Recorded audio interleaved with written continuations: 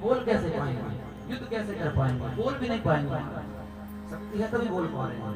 ये सारी शक्ति छीन ली महाराज और सारी शक्ति लेकर के गणपति जी को दे दी। बोले गणपति महाराज के।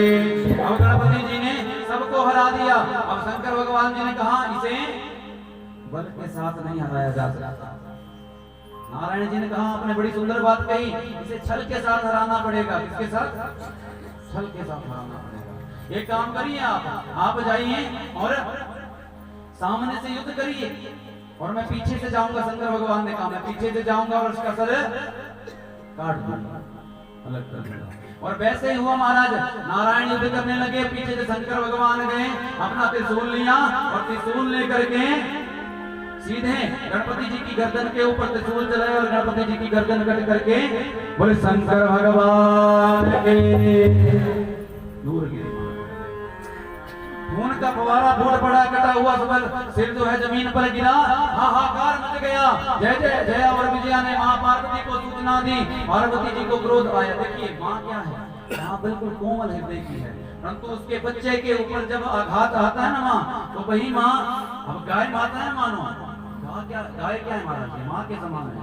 तो क्या गाय माता के बच्चे के ऊपर जब संकट आता है तो वही गाय सिंगनी बन के खड़ी हो जाती है महाराज।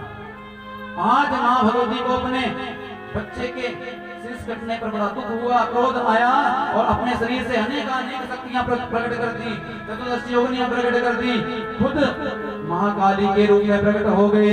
बोले महाकाली मैया की। उन्होंने पकड़ के विकराल रूप बना लिया और पकड़ के उन गणों को ऐसे खाने लगी जैसे बिस्कुट को खाया जाता है महाराज। इधर देवता भजन धीरे धीरे, भजन धीरे धीरे तो मिल जाएगा, भजन धीरे धीरे मिल जाएगा, भजन धीरे धीरे।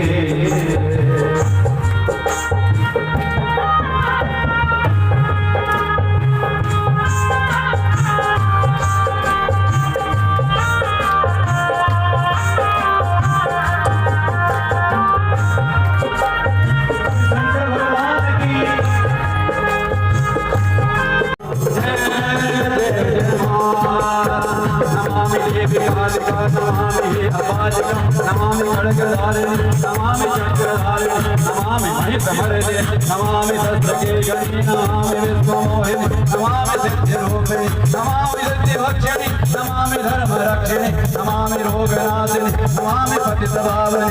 ओम नमः शिवाय, ओम नमः शिवाय, ओम नमः शिवाय, ओम नमः शिवाय।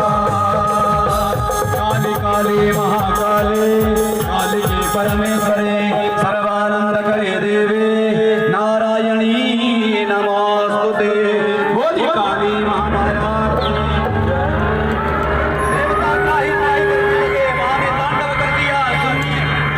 सबने पार्वती जी के पास पहुंच के प्रार्थना करने लगे कि मां जगत का विनाश हो जाएगा, सारी सृष्टि खत्म हो जाएगी। मां ने कहा सृष्टि को बचाना है तो मेरे बालक को जिंदा करना पड़ेगा, नहीं तो सारी सृष्टि भस्म हो जाएगी। बोले शंकर भगवान की। मेरे क्रोध से कोई सृष्टि को बचा नहीं पाएगा। भगवान शंकर जी ने गणों से कहा कि जाओ उत्तर दिशा में। त्रिशूल को भेजा, गणों को भेजा, उत्तर दिशा में भेजा और कहा तो सबसे पहले जीव मिल जाए उत्तर दिशा की तरफ सिर करके सोया हो। किसकी तरफ? उत्तर दिशा की तरफ सिर करके सोया हो। और जो सोया हो उसका सिर काट करके ले आओ, और जो पीठ के पीछे सिर करके सोया हो माँ के, उस बच्चे के सिर को काट करके ले आओ महाराज। अब वो त्रिशूल लगाया और जाकर के देखा कि हाथी की हथनी का एक छोटा सा बच्चा था महाराज। हथनी पीठ करके सो रही थी महाराज बालक की तरफ, और उत्तर की तरफ मुख करके सो रहा था महाराज वो बच्चा। उसके सिर को काटा और ला करके गणपति जी के सिर को जोड़ दिया गया। बोले शंकर भगवान के। इसलिए कहा जाता है उत्तर की तरफ सिर करके सोना नहीं चाहिए।